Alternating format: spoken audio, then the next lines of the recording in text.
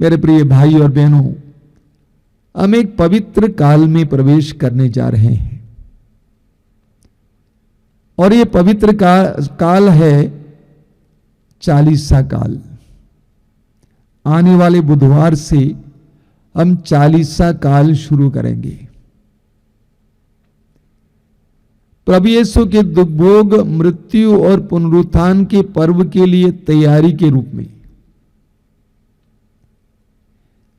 अंतिम सप्ताह यानी खजूर रविवार से लेकर प्रभु यीशु के पुनरुत्थान के रविवार तक के समय को हम पुण्य सप्ताह कहते हैं।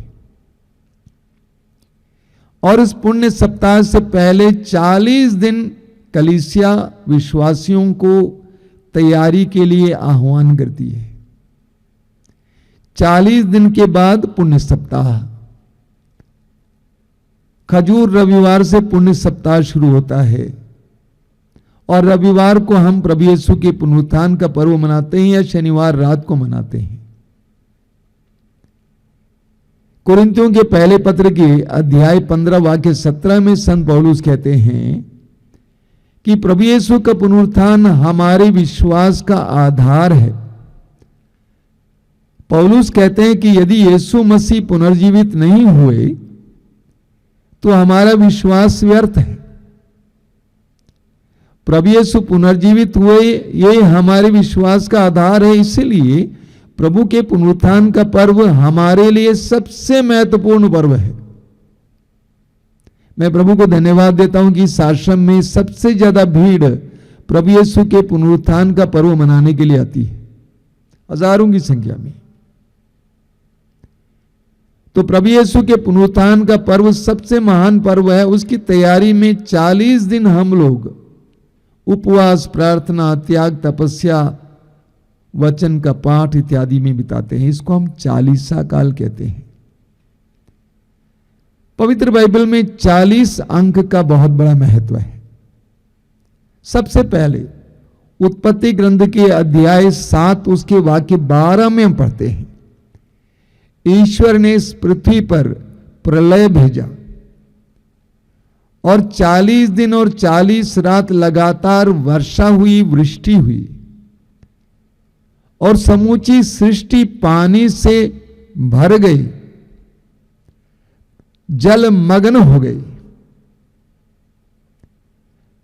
क्योंकि संसार में पाप बढ़ गया था। उत्पत्ति ग्रंथ के अध्याय 1 और 2 में हम पढ़ते हैं कि ईश्वर ने सृष्टि की रचना की।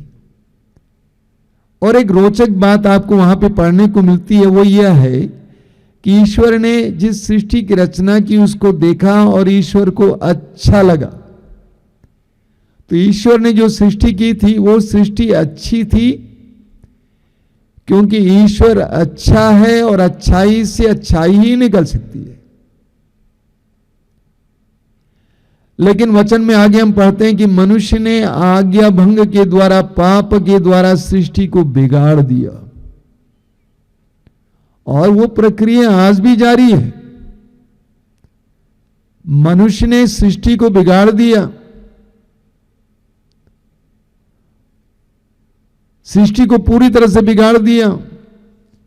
सृष्टि इतना पापमय हो गई कि ईश्वर ने सोचा कि मैं इसको नष्ट कर दूंगा और नई सृष्टि का सृजन करूंगा। उत्पत्ति ग्रंथ अध्याय 6 में हम पढ़ेंगे कि ईश्वर ने निर्णय लिया कि मैं प्रलय भेजकर पूरी सृष्टि को फिर एक बार नया बनाऊंगा, एक परिवार के द्वारा, नूह के परिवार के द्वारा जो धर्मी था। तो 40 दिन और 40 रात वृष्टि हुई, प्रलय हुआ और उसके बाद एक नई सृष्टि का सृजन हुआ। वह 40 दिन और 40 रात की वृष्टि और प्रलय एक नई सृष्टि के सृजन के लिए था। ये चालीसा काल भी हमारे लिए नई सृष्टि बनने के लिए मौका है। उत्पत्ति ग्रंथ के अध्याय 1 उसके वाक्य 27 में हम पढ़ते हैं कि ईश्वर ने मनुष्य को अपना प्रतिरूप बनाया। लेकिन रोमियो के पत्र के अध्याय 3 वाक्य 23 में हम पढ़ते हैं, संत पौलुस कहते हैं सब ने पाप किया और सभी ईश्वर की महिमा से वंचित हो गए। ईश्वर ने हमें जिस महिमा में बनाया था वो महिमा हमने पाप के द्वारा बिगाड़ दिया। और ये 40 काल हमारे लिए फिर एक बार नया बनने का समय है, अपने आप को नया बनाने का समय है, अलग अलग ढंग से। प्रलय के जल के द्वारा नई सृष्टि का सृजन हुआ, लेकिन आज हम अपने पश्चाताप के आंसुओं के द्वारा नई सृष्टि का सृजन करेंगे। अपने पापों के लिए हम पश्चाताप करेंगे, आंसू बहाते हुए। हम पढ़ेंगे लूकास के सुसमाचार के अध्याय 7 में एक नारी के बारे में, बदनाम नारी के बारे में, पापनी नारी के बारे में, जो यीशु के पास आती है और इतने आंसू बहाती है कि यीशु के दोनों चरण उसके आंसुओं से धुल गए। यीशु के दोनों चरण उसके आंसुओं से धुल गए और वो एक नई सृष्टि बन गई।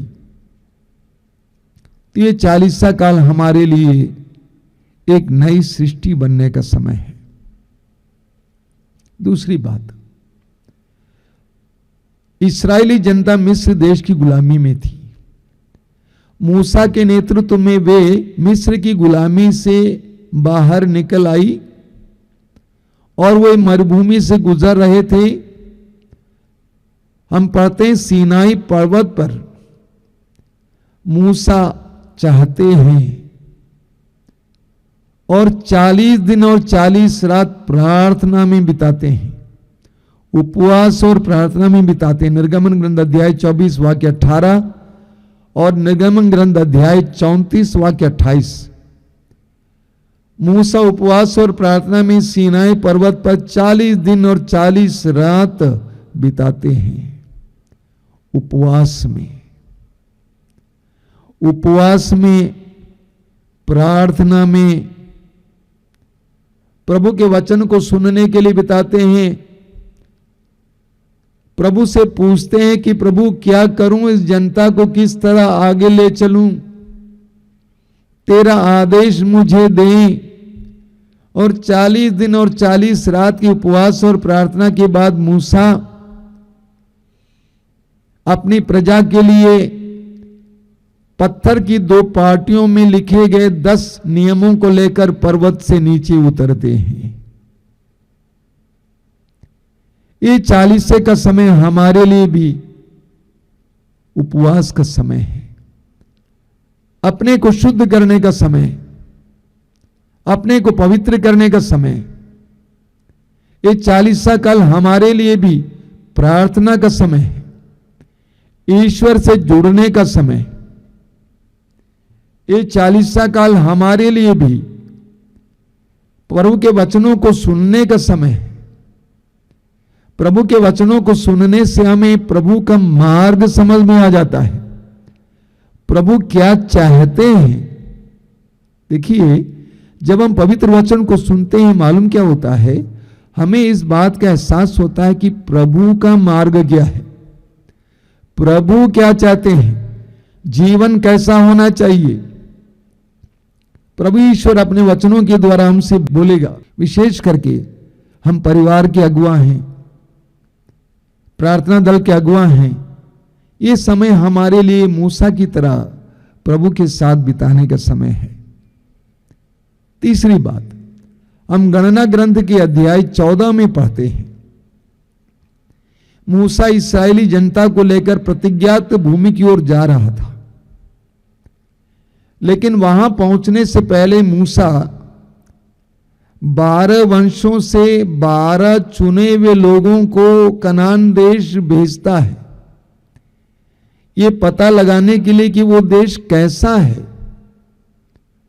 और वे चक्कर काटकर, टो लगाकर निरीक्षण करने के बाद 40 दिन में वापस लौटते हैं।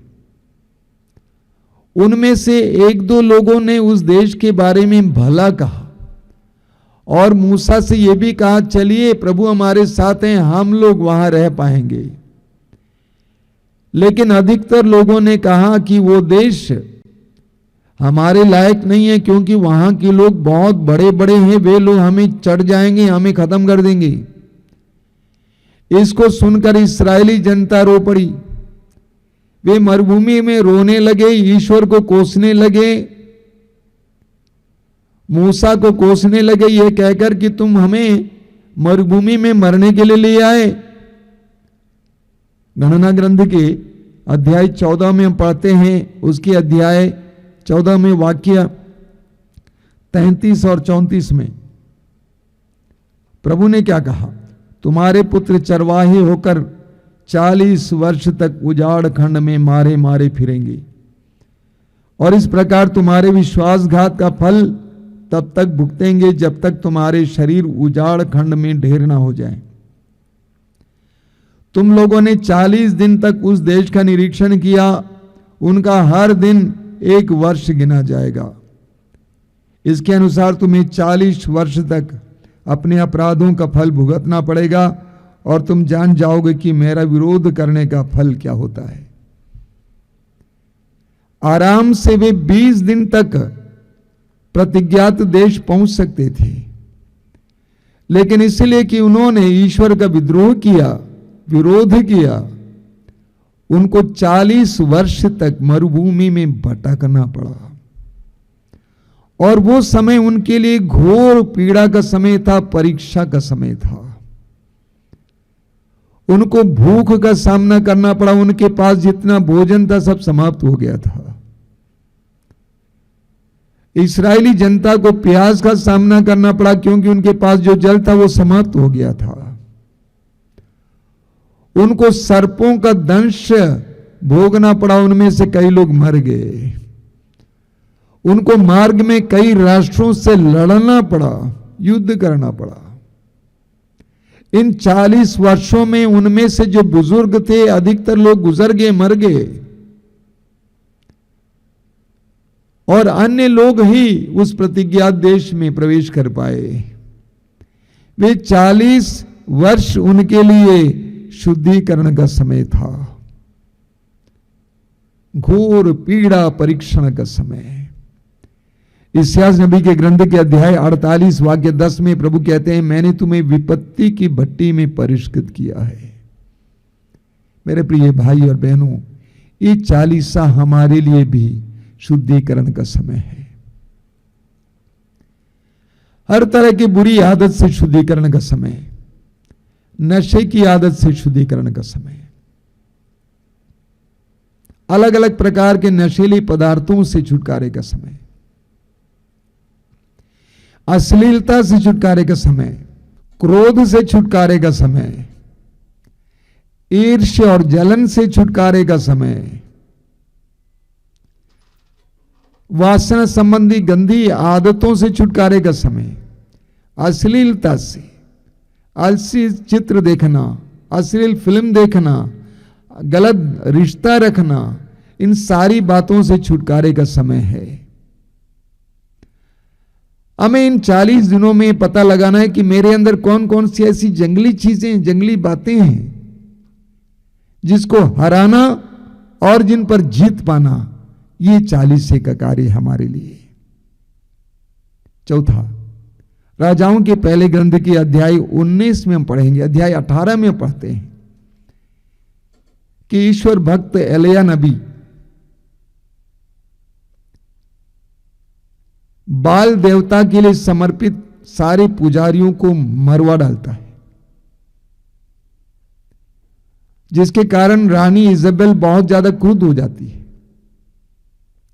क्योंकि रानी इजबेल गैर यहूदी थी और देवी देवताओं की पूजा करती थी, बाल देवता की पूजा करती थी, उसके लिए पुजारियों को रखी थी। जबकि राजा अहाब यहूदी था, और इसलिए रानी क्रुद्ध हो जाती है और रानी संदेश भेजती है एलिया को कि मैं उसी तरह तुमको भी मरवा डालूंगी। नबी एलिया वहां से भाग जाता है, निर्जन प्रदेश चला जाता है, एकांत में चला जाता अपने नौकर के साथ, नौकर को छोड़कर दिन भर चलकर उस निर्जन प्रदेश के दूसरे कोने तक पहुंच जाता है और एक झाड़ के नीचे लेट जाता है और प्रभु से कहता है कि प्रभु मैं मरना चाहता हूं, मैं जीना नहीं चाहता हूं। लेकिन वहां पर प्रभु ने एक बहुत बड़ा चमत्कार किया। उस एकांत स्थान पर प्रभु ने अपने दूत को भेजा जल और रोटी के साथ। दूत ने एलिय्याह को जगाया और कहा कि एलिय्याह जाग, ले और खा ले। एलिय्याह खाया, फिर सो गया, फिर कहा कि मैं मरना चाहता हूं। फिर प्रभु ने दूत को भेजा, फिर खिलाया पिलाया। वचन में हम पढ़ेंगे राजाओं के पहले ग्रंथ के अध्याय 19 वाक्य 8 में कि उस रोटी और जल के सहारे एलिय्याह 40 दिन और 40 रात पैदल चलकर प्रभु के पर्वत होरेब तक पहुंच जाता है। एक सुंदर प्रतीक है ये 40 काल हमारे लिए भी। हम जहां हैं, जैसे हैं, जिस अवस्था में वहां से उठकर प्रभु के सानिध्य की ओर बढ़ने का समय है। जिस तरह एलिय्याह उस निर्जन प्रदेश के उस अंतिम छोर से प्रभु के पहाड़ की ओर चल दिया, उसी तरह हमें भी इस 40 काल में हम जहां कहीं भी हों, जैसी भी परिस्थिति में हो, उड़ाऊ पुत्र की तरह अपने पिता के भवन की ओर जाना, उसी तरह हमें होरेब पहाड़ यानी प्रभु के सानिध्य की ओर जाना है। ये हमारे लिए एक पवित्र समय है, एक सुंदर समय है। पांचवा हम पढ़ते हैं मत्ती के सुसमाचार के अध्याय 4 उसके वाक्य 2 में कि प्रभु यीशु ने 40 दिन और 40 रात उपवास और प्रार्थना में बिताया। अपने सुसमाचार की घोषणा का कार्य शुरू करने से पहले, समाज सेवा का कार्य शुरू करने से पहले प्रभु यीशु ने क्या किया? 40 रात और 40 दिन उपवास और प्रार्थना में बिताया। हम में से कई लोग 40 दिन उपवास रखते हैं, लेकिन प्रभु ने 40 दिन और 40 रात उपवास रखा, यानी कुछ नहीं खाए, जबकि वो बहुत कठिन बात है। तो प्रभु ने उस उम्र में, 30 साल की उम्र में 40 दिन और 40 रात उपवास और प्रार्थना की, और उस समय उनकी परीक्षा ली गई। उनको शैतान के प्रलोभनों का सामना करना पड़ा। इस बात का ख्याल कीजिएगा, आप जितना प्रभु के करीब की ओर जाने के लिए कोशिश करेंगे, उतना ज्यादा शैतान आपको परेशान करेगा। तो शैतान ने उनकी परीक्षा ली। उस समय उपवास और प्रार्थना के द्वारा प्रभु ने शैतान पर अधिकार पाया। इतना ही नहीं, वे 40 दिन ऐसे दिन थे जब प्रभु अपने पिता से पूछ रहे थे, पिता मुझे बता मैं क्या करूं, कैसे आगे बढ़ूं, मेरी कार्यशैली क्या होगी, मेरी कार्य प्रणाली क्या होगी, मेरा संदेश क्या होगा, मैं कौन सी भाषा बोलूं, कौन मेरे शिष्य होंगे। एक एक बात का एहसास प्रभु कर रहे थे। मेरे प्रिय भाई और बहनों, हमें प्रभु यीशु से सीखने की जरूरत है। हम लोग अंधाधुंध जीवन जीते हैं। ईश्वर का पुत्र होने के बावजूद प्रभु यीशु ने 40 दिन और 40 रात उपवास और प्रार्थना में बिताया, ये जानने के लिए कि आगे मैं कैसे कैसे कैसे कार्य करूं। ये 40 हमारे लिए प्रभु को सुनने का समय है। उपवास और प्रार्थना के द्वारा अपने को तपाने का समय है। और ये 40 काल शुरू होता है राख बुधवार से। आने वाले बुधवार को राख बुधवार है, और विशेष करके कैथोलिक कलीसिया में पूजन विधि में हर विश्वासी के माथे पर राख के द्वारा क्रूस का चिन्ह अंकित किया जाएगा, और उससे कहा जाएगा मनुष्य तुम मिट्टी हो और मिट्टी में मिल जाओगे।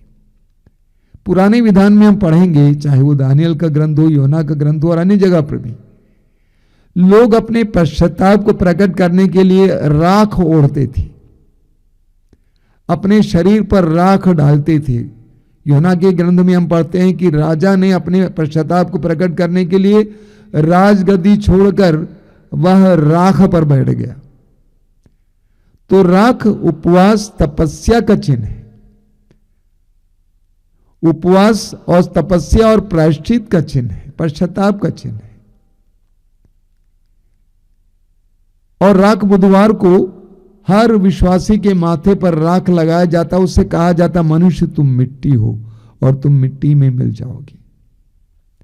ये वास्तव में उत्पत्ति ग्रंथ के अध्याय 3 में हम पढ़ते हैं, उसके वाक्य 19 में, उत्पत्ति ग्रंथ अध्याय 3 वाक्य 19 में आदम और एवा के पाप के बाद ईश्वर आदम और एवा से कहता है कि तुम मिट्टी हो और मिट्टी में मिल जाओगे। एक सच्चाई है। हम स्तोत्र ग्रंथ में पढ़ेंगे, स्तोत्र 90 उसके वाक्य 3 में लिखा हुआ है, प्रभु तू मनुष्य को फिर मिट्टी में मिलाते हुए कहता है आदम की संतान लौट जाओ। तू मनुष्य को मिट्टी में मिलाता है। उसी अध्याय के वाक्य 10 में लिखा हुआ है, हमारी आयु की अवधि 70 बरस है, स्वास्थ्य अच्छा है तो 80 बरस हम अपनी अधिकांश आयु कष्ट और दुख में बिताते हैं। वाक्य 12 में लिखा हुआ है, हमें जीवन की क्षण भंगुरता सिखा जिससे हमें सद्बुद्धि आ जाए। स्तोत्र 89 उसके वाक्य 48 में पढ़ते हैं, याद कर प्रभु कि कितना अल्प है मेरा जीवन काल, कितने नश्वर हैं तेरे बनाए हुए मनुष्य। हमारा जीवन मिट्टी है, हम श्वास मात्र हैं। इस्यास ने भी अध्याय 2 वाक्य 22 में लिखा हुआ, मनुष्य नाक का श्वास मात्र है, हम मिट्टी हैं। हम पढ़ेंगे इस्यास नबी के ग्रंथ के अध्याय 40 उसके वाक्य 6 से, मुझे एक वाणी ये कहते हुए सुनाई पड़ी, पुकार कर सुनाओ। देखिए शब्द का ख्याल कीजिए, पुकार कर सुनाओ। और मैंने ये कहा मैं क्या सुनाऊं? तो प्रभु ने कहा, क्या कहा? सब शरीरधारी घास के सदृश हैं, सब शरीरधारी घास के सदृश हैं और उनका सौंदर्य खेत के फूलों के सदृश। जब प्रभु का श्वास उनका स्पर्श करता है तो घास सूख जाती और फूल मुरझा जाता है। निश्चय ही मनुष्य घास के सदृश है। तो राख बुधवार को हमारे माथे पर राख लगाया जाता है और हमें याद दिलाया जाता है कि हमारा जीवन क्षण भंगुर है। स्तोत्रकार कहता है कि प्रभु हमें जीवन की क्षण भंगुरता सिखा जिससे हम में सद्बुद्धि आ जाए। हमें ये याद दिला दे कि ये जीवन क्षण भंगुर है, ये जीवन नश्वर है, इसका कोई ठिकाना नहीं है। यौन का सुसमाचार अध्याय 6 उसके वाक्य 63 में प्रभु कहते हैं, मांस व्यर्थ है, आत्मा ही जीवन देता है। मांस व्यर्थ है। राख बुधवार को हमारे माथे पर राख लगाकर पुरोहित कलीसिया हमें याद दिलाती है कि मनुष्य तुम मिट्टी हो और मिट्टी में मिल जाओगे। तिमोथी का पहला पत्र अध्याय 6 वाक्य 7 में संत पौलुस कहते हैं, हम इस संसार में कुछ भी नहीं ले आए और इस संसार से कुछ भी नहीं ले जाएंगे। हम इस संसार में कुछ भी नहीं ले आए लेकिन इस संसार से कुछ भी नहीं ले जाएंगे। लेकिन इसके बावजूद एक दूसरी सच्चाई यह है कि हम इस संसार से लिपटे हुए हैं। हम इस संसार से लिपटे हुए हैं। याकूब के पत्र की अध्याय 4 उसके वाक्य 1 और 2 में याकूब कहता है कि ये झगड़े कहां से आते हैं? हमारे अंदर की वासना से। हम कुछ चाहते हैं और नहीं मिलता है तो हम झगड़ते हैं। आज संसार में क्या हो रहा है? प्रभु यीशु ने सुसमाचार में कहा है कि जहां लाश है वहां गिद्ध, जहां लाश होगी वहां पे गिद्ध होगी। आज लोग संसार में छीना झपटी कर रहे हैं, मुझे ज्यादा चाहिए, मुझे ज्यादा चाहिए। धन के लिए, नाम के लिए, यश के लिए, पद के लिए एक दूसरे के ऊपर कुछ भी करने को तैयार है, लड़ रहे हैं, होड़ में लगे हुए हैं। इस सच्चाई को भूल जाते हैं कि तू मिट्टी है, मिट्टी में मिल जाएगा, यही तेरा अस्तित्व है। कहा जाता है सिकंदर महान, जिसने न जाने कितने राष्ट्रों पर अपना अधिकार जताया था, मरते समय, मरने से पहले अपने सैनिकों से कहा कि मेरे दोनों हाथों को कफन के बाहर खुला। उनसे पूछा गया कि क्यों सर? उसने कहा कि सारी दुनिया को जानने दो, सिकंदर महान खाली हाथ वापस लौटा है। ये सच्चाई है, हम मिट्टी हैं और मिट्टी में मिल जाएंगे। ये 40 काल हमें ये याद दिलाता है। इस 40 काल में पवित्र वचन के द्वारा और अन्य रूप से प्रभु हमें याद दिलाते हैं कि तू मिट्टी है, मिट्टी में मिल जाएगा। इस संसार का कुछ भी काम नहीं आएगा। एक बहुत सुंदर गीत है, माटी ओढ़ना, माटी बिछौना, माटी का सिरहाना, माटी ओढ़ना, माटी बिछौना, माटी का सिरहाना। एक दिन ऐसा होगा बंदे, माटी में मिल जाना अपना कोई नहीं है जी। जग में बिना प्रभु परमेश्वर अपना कोई नहीं है जी। ये 40 काल हमें ये याद दिलाता है। कितनी सुंदर बात है कि राख बुधवार को 40 के पहले दिन ही माथे पर राख लगाया जाता है और हमसे कहा जाता है तू मिट्टी है, तू मिट्टी में मिल जाएगा, याद कर और उसके अनुसार जीवन जीकर दिखा। मेरे प्रिय भाई और बहनों, मैं प्रार्थना करता हूं कि ये 40 काल हम सबके लिए अनुग्रह का काल बने, आशीष का काल बने। इस 40 काल में उपवास और प्रार्थना के द्वारा हमारा मन खुल जाए, बुद्धि खुल जाए। याद कीजिएगा, अपने पिता के भवन से संपत्ति का अपना हिस्सा लेकर परदेश जाने वाला वो उड़ाऊ पुत्र उस समय होश में आया जब वो भूखा था, उसको खाने के लिए कुछ नहीं मिल रहा था, पेट खाली था, दाने दाने के लिए मोहताज था। उस समय उसका अकल खुल गया, वो होश में आया। उपवास के द्वारा हम यही करते हैं।